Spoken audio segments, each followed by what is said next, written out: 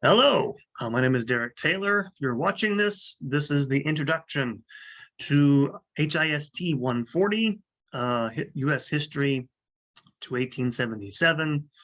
I am the professor for this summer course, which we'll have for 2 months.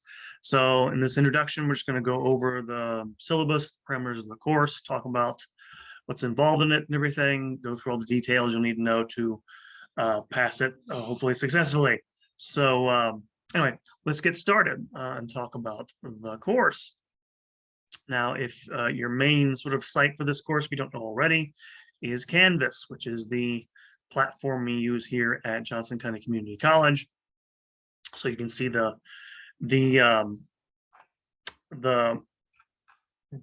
course is laid out for you basically in a series of modules.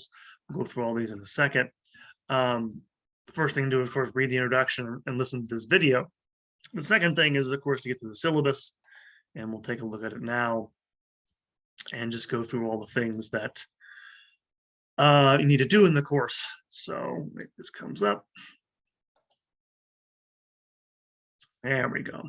So yes, summer 2022, 1877. You see all the stuff there. My phone number, office, I don't have to worry about that. Unless we need to meet for some reason. My email address, I do answer my emails as quickly as I can for you guys. And then all the rest of the stuff, class info, section number, CRN number. And then just a basic layout of course objectives. This is a survey history course. If this is your first time taking a history course in college, welcome. And we're just going to survey the history of the United States from the age of European exploration in the 15th century all the way up to the reconstruction of the country after the United States Civil War.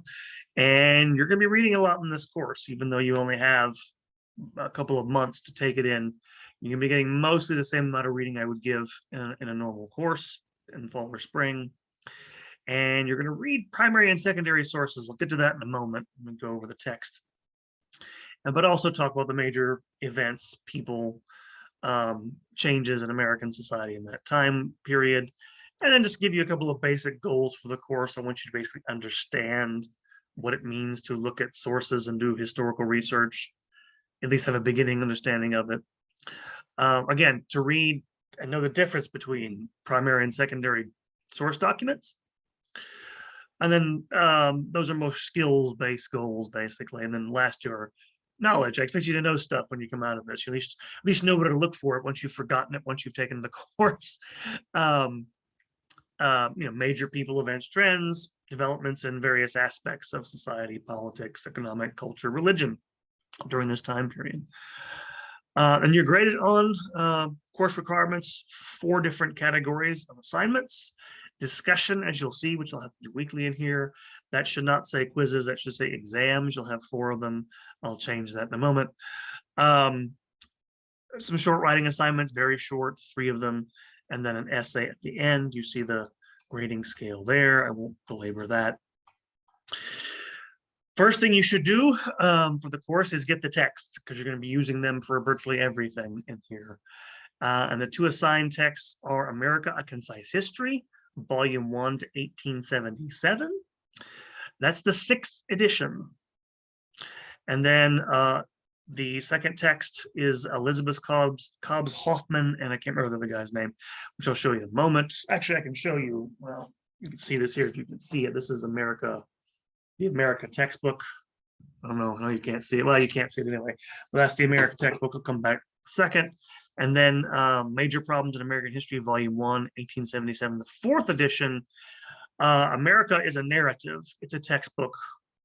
It's a secondary source. Like it's a modern history textbook. Major Problems is a source reader. You'll have excerpts from documents, images from that cover this time period. So from the 15th, 16th, 17th, 18th centuries, 19th centuries. And one note about this, all the exams and other assignments will make reference to the specific editions of the text I list here. That is to say, the 6th edition of the American textbook, the 4th edition of Major Problems in American History. You need to have these editions. I know that I'm being, a stickler about this, but there are differences between the various editions out there, and using other editions could affect your grade, because if you're writing answering a question on an exam or on a writing assignment and you make reference to the edition that's different, I'm not going to go chase down the different editions and see what you were talking about. I'm just going to mark your grade lower. So get these editions. They're available at the textbook bookstore, JCCC bookstore. You can get from other online booksellers. I recommend, if you do that for either one, I know you can do this from like Amazon and stuff like this. You can rent these textbooks as electronic textbooks. That might be the easiest thing for you. You can also find America: A Concise History from the Internet Archive for free. Let me show you in a second. I'll share. You can show this. Hold on. Where is this at? Well, I guess it's here. I guess you can see this here. Whoop, hold on. Yeah, hopefully you can see this. But if you go to Internet Archive, you can find it there. That link will take you to it. The link in the syllabus will take you there. So there will also be a few other things I'll provide you to read in the modules on Canvas as PDFs, some primary source stuff mostly. So those are all things you'll need to read. Put that back up there and make that wider. In terms of evaluation, of course, discussion. Each of those modules is going to contain a discussion forum. So I'll show you in a second, where you need to post a single question which addresses the week's readings, either by, a quotation or a page number from the textbook, or from a specific source in Major Problems source reader. One question, but it should not be, who is Ben Franklin? I'll give you a 0 for that. It should be a question like, okay, according to the textbook, I'm making this up, by the way, it's not in the textbook. Slavery was the major cause of the American Revolution. I mean, whatever. And then you ask the class, well, what do you think that's right? Are there other causes? Something like that. Something that's broad enough that will get people to discuss while still being connected to the reading somehow. And you'll have to do one of these. You should have some thought to it, but you'll get points for that. And then respond to 3 of your fellow students. It's easier to respond than to come up with good questions anyway. And try to make the discussion as meaningful as you can. I know it's a discussion forum online. You can't see each other, but that's what I want you to do, to try to get into the readings every week. And these are due on a weekly basis in the course schedule, which we'll go through in a moment. Exams, not quizzes. There'll be 4 exams based on the chapter readings in America: Concise History, the Major Problem Source Reader, and other assigned readings. There'll be questions from all the things that I give you, and you will be able to utilize your textbooks. The exams are not timed, but you only have 1 attempt at each quiz, but each exam. Need to revise this, don't I? So yeah, you have plenty of time to take it, but you get 1 shot at it. And again, it'd be open book if you want. Take longer if you do that. So better do the reading so you can go in there and just do everything. But that's what the exams are for, is to test your knowledge. Source assignments, the short writing assignments.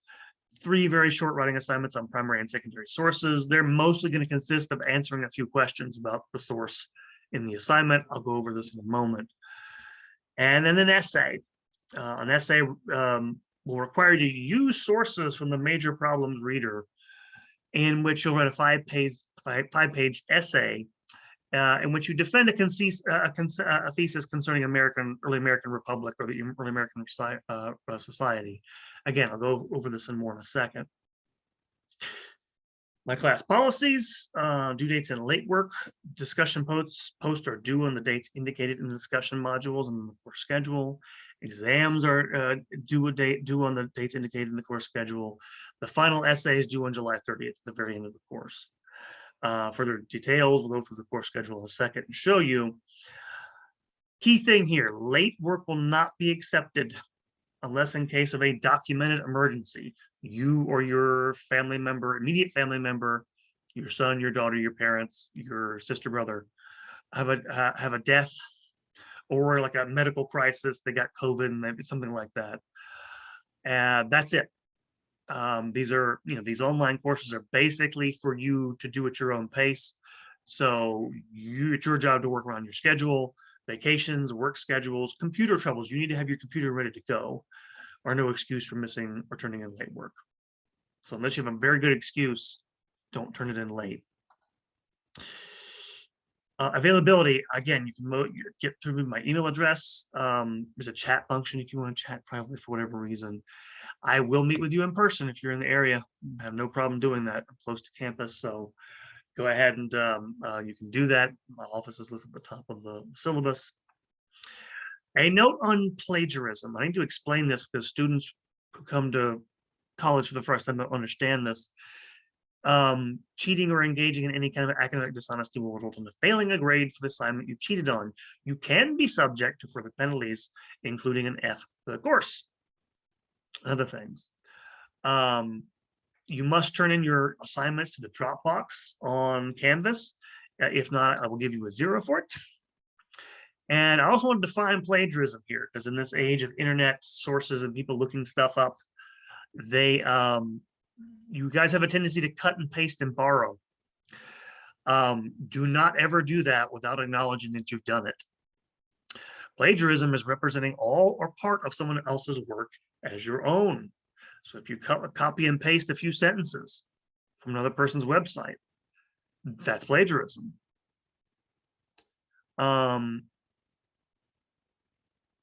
Copying anything, including wording, no matter how short, from something written by someone else without citing the source, is plagiarism. Now, again, a few words here and there, words have common meanings, but we have, when you turn in your assignment, one of the reasons I want you to turn it into Canvas is we have a similarity checker, turnedin.com. We'll check it against stuff you can find on the internet. I can usually tell, by the way, when kids try to do this anyway, because most of you, no offense, your vocabulary isn't that big. It's easy to tell when you've done that. So don't try to hide it. You're not going to do any good anyway. And again, you can't use, if it's the phrasing is particular to that person, you have to rephrase it in your own words or put it in quotation marks and cite it. Otherwise, I'm going to at the very least give you a failing grade for the assignment. If I think it's intentional, I'll give you a 0 for it. If I think it's, if it happens more than once, I'll think about giving you an F for the course. Again, I know that's, in this age of like, you can just cut and paste everything that seems wrong, but the reason I emphasize this is because you come to college. Why? So you can learn to think about these things for yourself. It's hard to think for yourself. And so going and stealing other people's thoughts is a big no-no. So I'm going to emphasize that. Yes, I know our current president once got caught plagiarizing speeches. You're not the president. You're not a big-time politician. So don't do this for the purposes of my class. Course schedule is going to go basically according to, it's titled according to the chapters in the textbook, America. And we'll go through this in a second and show you guys a little more in detail what we'll be doing. But you can see the due dates. You're basically going to have 2 chapters due every week, because this is the same amount of reading basically you get in a 15-week course.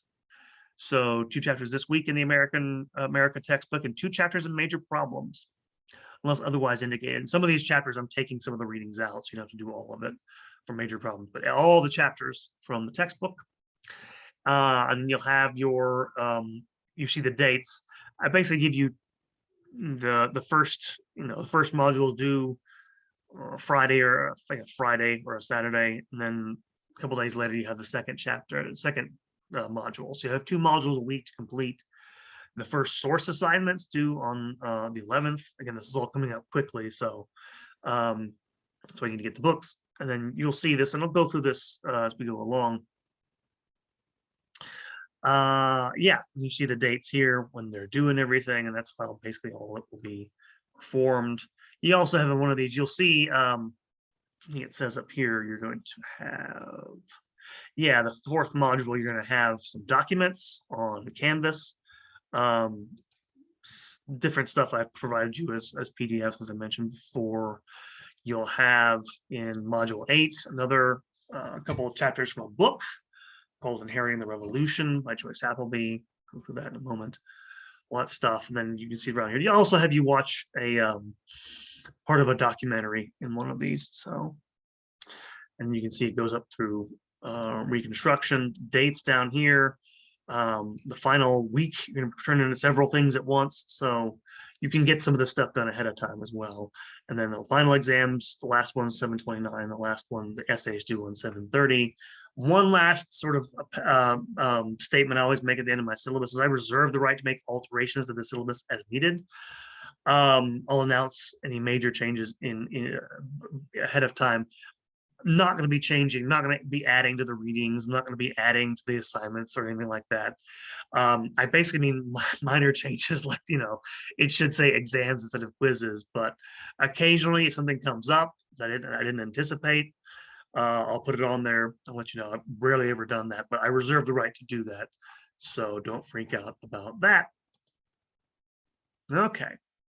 So that is the syllabus. To go through some of these other modules, just to begin with here, just did want to talk about, oh, there it is. Did want to talk about these the assignments. And by the way, I'm recording this video for you guys, give you an overview. I'm also going to put introductions in each of the modules to talk about video introductions, to give you an overview of the readings for the week. So probably in module 1, I'll give you an overview of modules 1 and 2. There won't be one for every module, but just some intro videos to cover the readings for that week effectively. So there'll be some, you don't have to watch them. I just thought I'd give you a little bit of an overview. They won't be full lectures. There'll be no lectures in here. You're not required to watch them, but if you need some of that, if it helps, you have plenty of work to do anyway. So, but I'll do that anyway for you guys. So there'll be about 7 or 8 of those, but when I'm finished. Now, source assignments. The first one, and we'll get to these in a moment, but the first assignment, does it say anything in there? I don't remember. Yeah, basically you're going to take, for 2 of the 3 assignments, all you're going to do is downloading a sheet of paper and answering some questions about a particular source. And all you do for this first one is for this week, is due on the 11th, find one primary source in the first couple of chapters of Major Problems, the source reader, and then answer some questions in a few short sentences. It shouldn't take you that long. All I want you to do is basically give you an idea of how when you look at a source, what should you think about it? What questions you should ask of it, right? And to give you an idea, I'll show you in a moment. And it has the definition of primary and secondary sources there.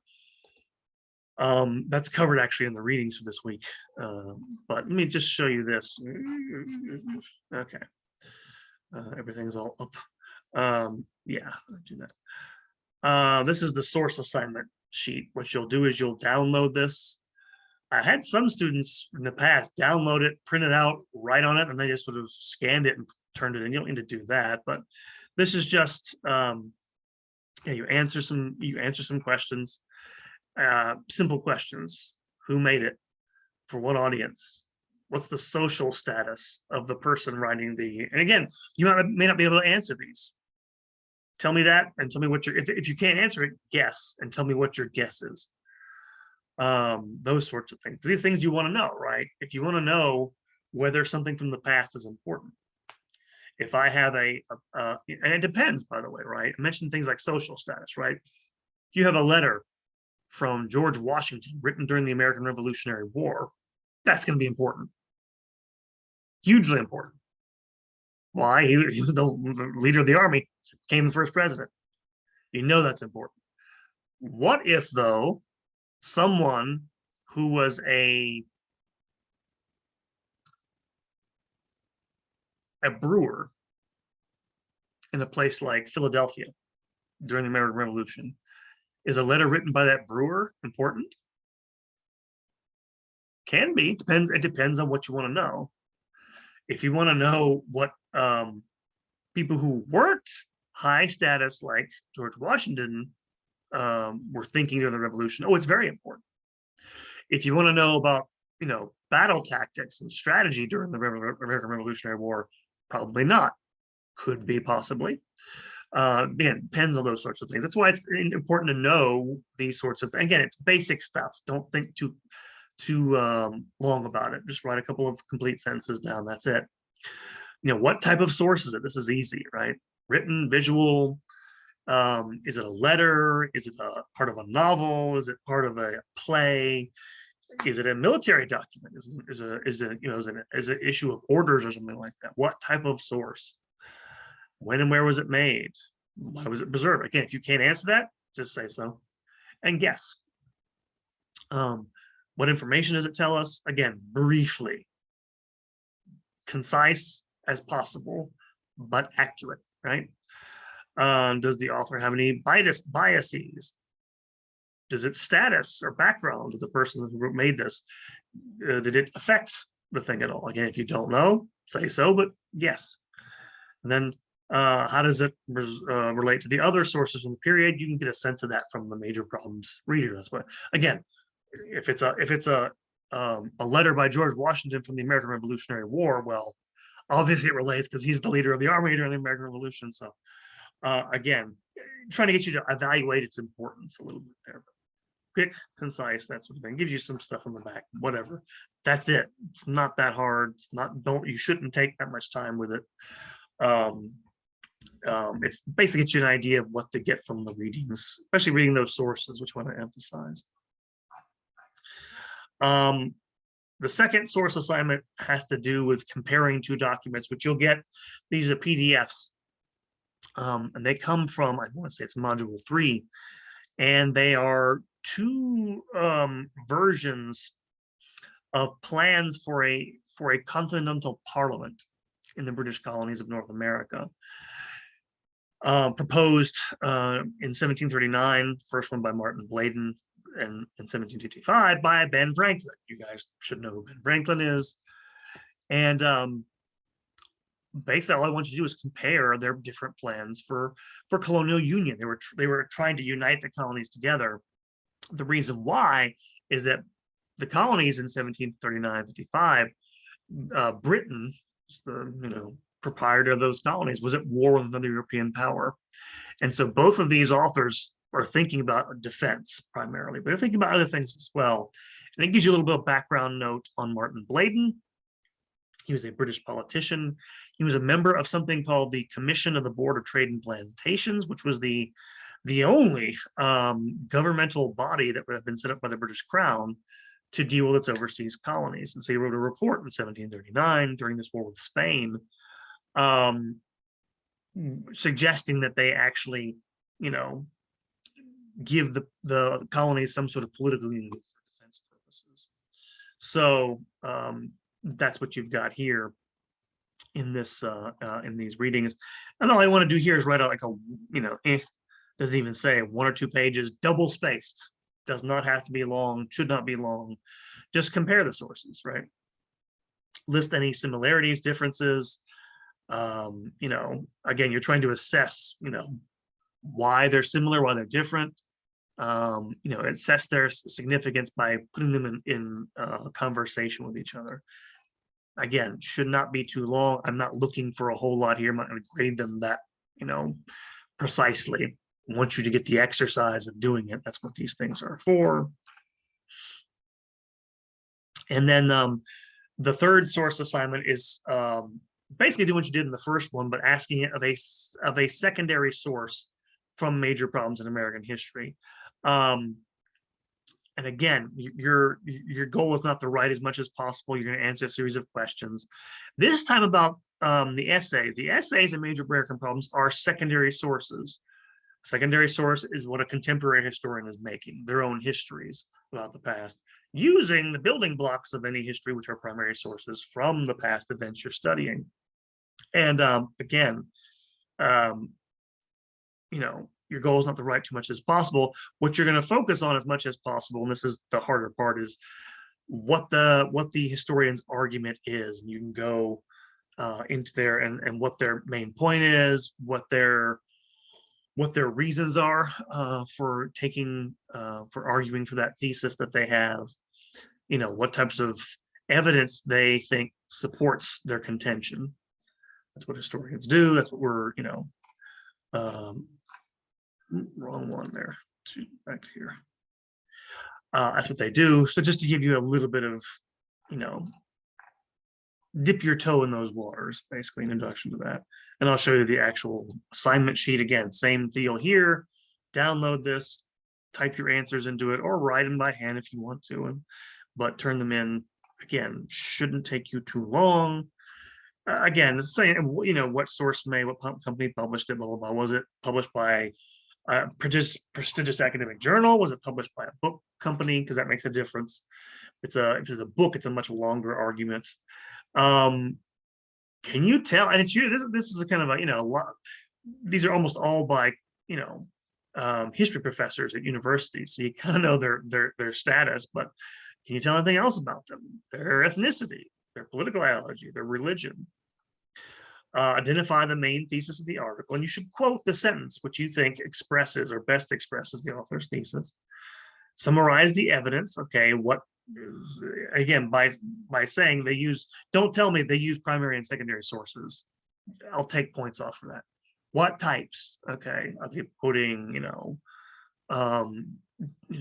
documents, letters from the past? Are they citing journals, memoirs written by people involved in these events? Another type of secondary source, by the way, would be statistical data compiled by modern historians. If they're citing, percentages, numbers, that would be a secondary source, that sort of thing. What are the author's conclusions regarding their thesis? Again, usually there'll be a part, they'll give you this, they select these excerpts for that reason, where they recapitulate their thesis and tell you what the outcome of that is for understanding the point they're trying to make. Again, quote the sentences where you find that or think that best occurs. Again, don't overthink this. I'm not asking too much here. Just identify what you think it is. And then again, the question about biases or things of that nature, any connections to the author's background, right? Because their background affects how they view the world. Again, fairly simple. Shouldn't be more than a sentence or two of answer to answer these questions. And again, you don't need to spend a lot of time on most of this stuff. These are shorter, easier assignments.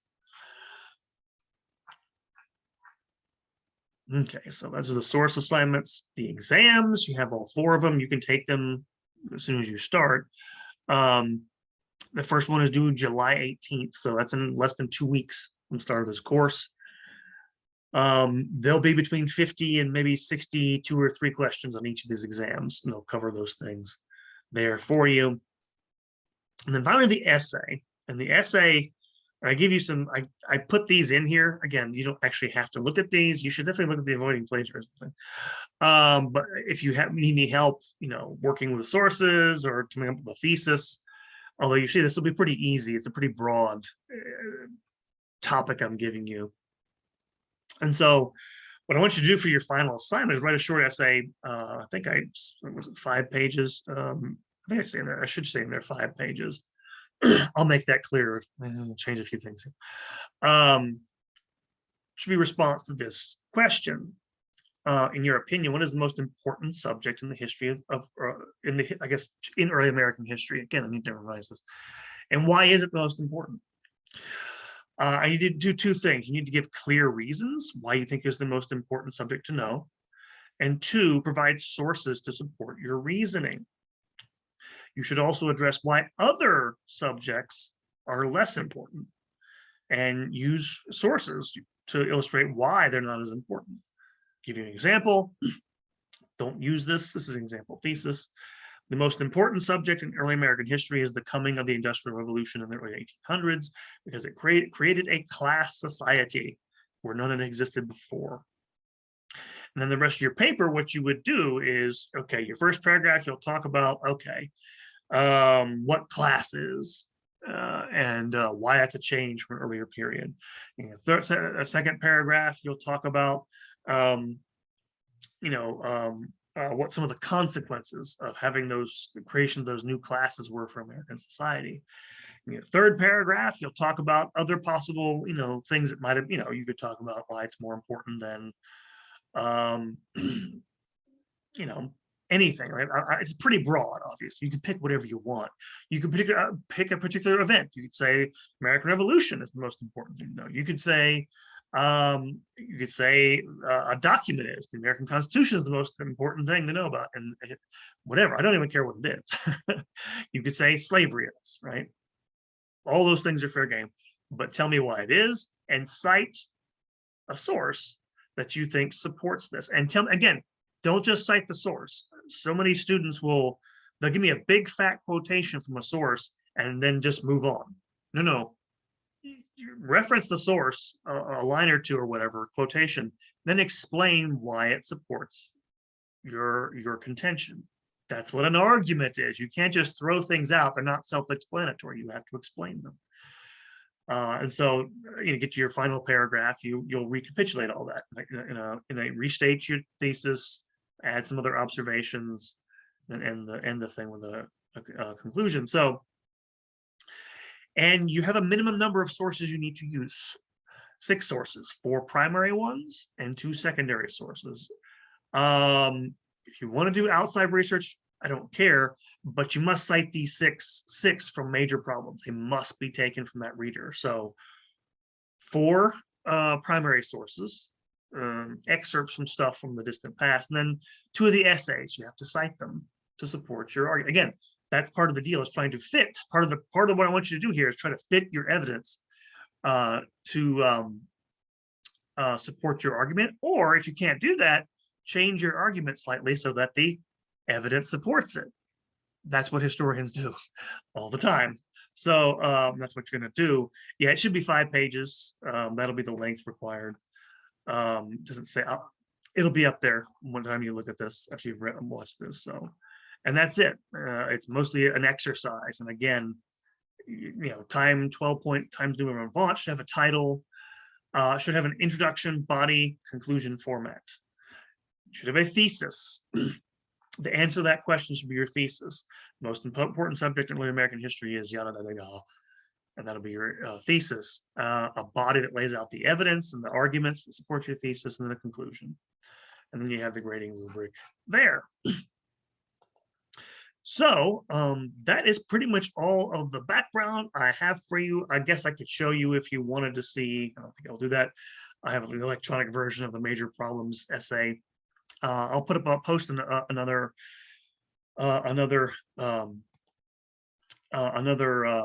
video later covering the readings for this week. And so that is basically the parameters of the course. I won't talk too much about the overall. Hold on for a second. Stop share. Yeah, and so that's the nuts and bolts. The first half of the American survey covers, again, the creation of the United States out of this, colonial experiment, this imperialist experiment of European powers, and shows how the United States emerges out of that when it rebels against that imperial power. And then as you get to the end of this course, even before the Civil War, the United States is becoming a power in its own right. So, and of course, today, what a world you live in, where the United States is still a major power, but it's kind of declining. It's coming off the height of its influence in the world. And so hopefully some of this will be helpful you to understand your own world and not merely be something you have to do to obviously get your degree. So I hope you guys enjoy the readings. Hope you guys have a good, as much as you can, a good time with this course. And yeah, you'll be hearing from me. By the way, I will actually be in your discussion forum. I'll chime in from time to time, answer some questions, my opinion. So if you have any questions for me, I guess you can ask them that way too. But I'll be paying attention to that. So anyway, guys, get the books, get started, and happy hunting, everybody. Hope you guys have a good first week. Take care.